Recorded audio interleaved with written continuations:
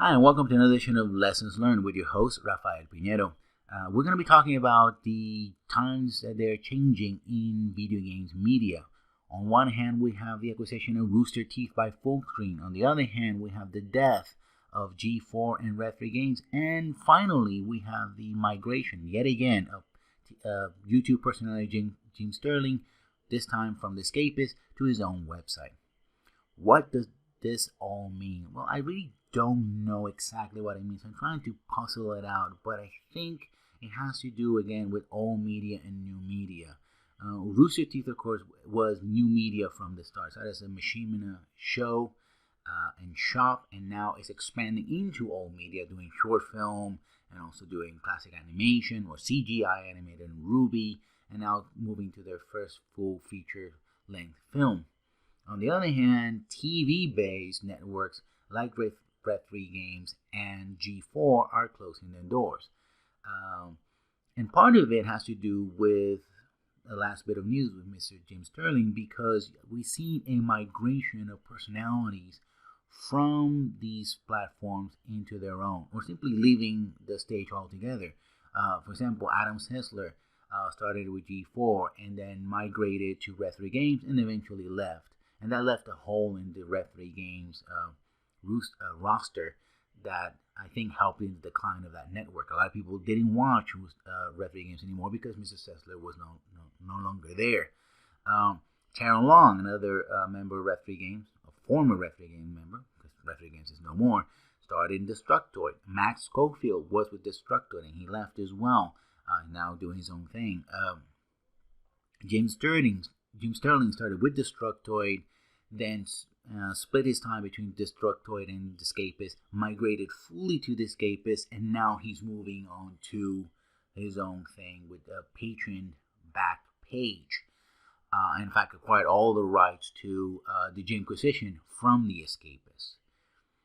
I think you have two trends. You have situations where Rooster Teeth is a great example of growing and exploiting the opportunities that the internet provides on the dot, right? When something happens, like the boom of Let's Plays, they have a Let's Play channel.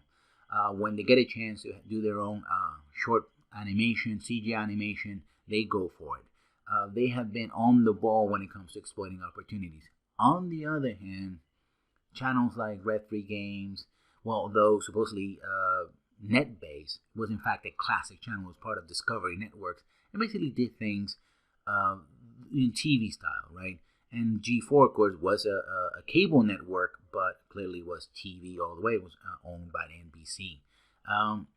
These networks couldn't really do what YouTubers can really do, which is provide, in a certain sense, a la carte entertainment. Although you could say that you could go back and watch all Red3 Games episodes or discussion, whatever, they're always going to be there on the net. You really couldn't do that with G4 unless they posted it afterwards.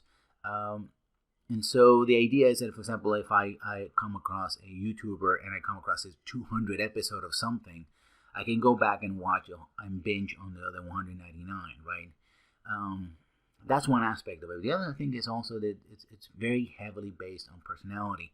You saw a lot of people leave G4, or in the case of Mr. Sessler, being, unceremoniously kicked out, and so happened with Red3 Games. Which brings me to Mr. Jim Sterling, because Jim Sterling was already a personality at Destructoid, and then he joined The Escapist and became full-time a member of Escapist as a personality. So did Mr. Yahtzee Croshaw. He became a personality with 0 punctuation, and then he joined The Escapist. So these are people who have their own base of subscribers already established. But that creates a bit of a problem, because one of the reasons why these people are successful is successful doing their own thing, while at the same time they grow their audience and, of course, share the risk of failure with an established institution like a website like The Escapist or a channel like Red3 Games. In doing so, but that means that you're gonna, at some level, you're gonna have a clash of personalities. You're gonna have a clash of interest, because in order for that personality to continue to be a personality, they sort of have to continue doing their own thing on their side. If they can't do that, then they, in a sense, become absorbed by the corporation. But if they're doing things on their side, at some point, no matter how banal something might be, a statement in a podcast or an interview, it's going to reflect back to the corporation some way. For example, Mr. Sterling had two recent clashes with indie developers about their games. He does, and probably continue to do, make a Squaredy Play, which is his own thing on YouTube, where he basically did a first impressions of mostly bad Steam titles. Now, nothing has come of it. In fact, Mr. Sterling has almost always come on top when he's being attacked by these developers in very amateurish ways and things, and using tactics that clearly backfired. But I think at some level, the people at Escape said, you know what, these confrontations are a reflection of who we are, especially when you have to include things like Gamergate, for example, the whole thing about journalism integrity and the questions about journalism and who is and is not a gamer and all those things.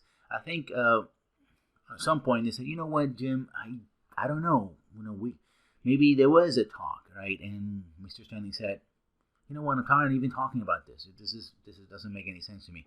I'm speculating, of course, but it's a possibility. Even if it never happened with Mr. Sterling, I'm saying that it did, it certainly happened with other people. It happens all the time, right? What you do in your private time in today's, interconnected society, it quickly reflects on your family, quickly reflects on your friends, and it certainly reflects on your bosses or your partners in crime, if you will, when it comes to the way these things are set up. It's very difficult to maintain independence that is required, the kind of independence that is required to be a personality on YouTube and be a success as an individual, at the same time, without the resources of a larger institution, right? Some people, like Mr. Sterling and others like Matt Lees, are using Patreon. But that brings a very interesting point. Who is now the new patron of their art, of their criticism, of their articles? Because although Patreon is a subscriber service, it's a way of, it's a donation type subscriber basis. They say, okay, I need a minimum, I'll say $15 a month.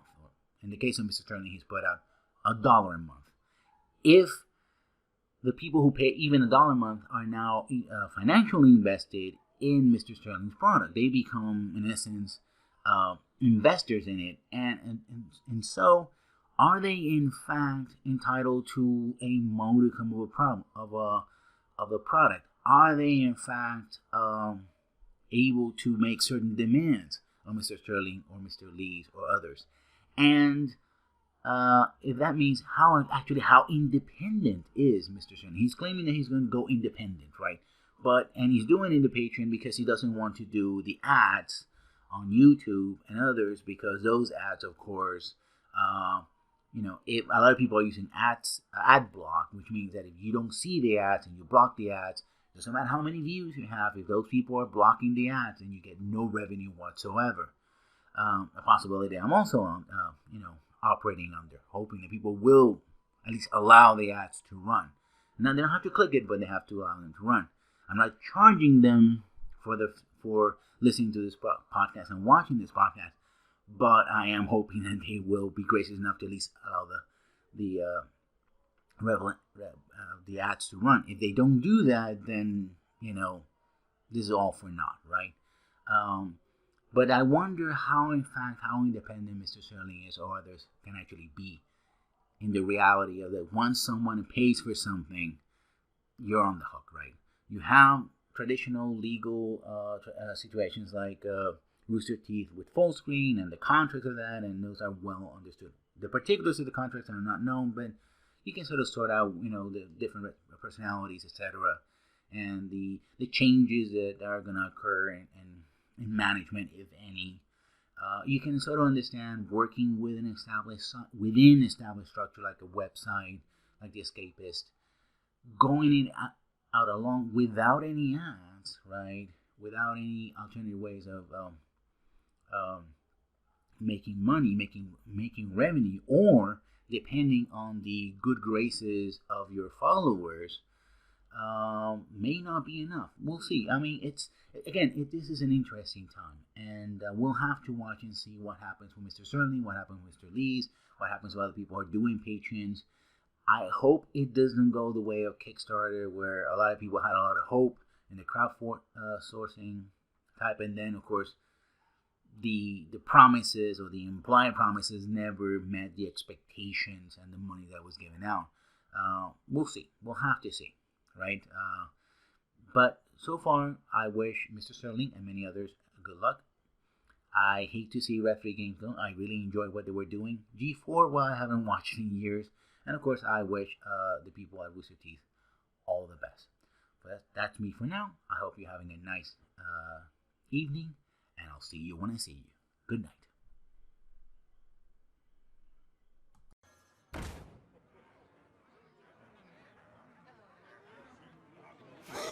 I'll take him out. Job's done.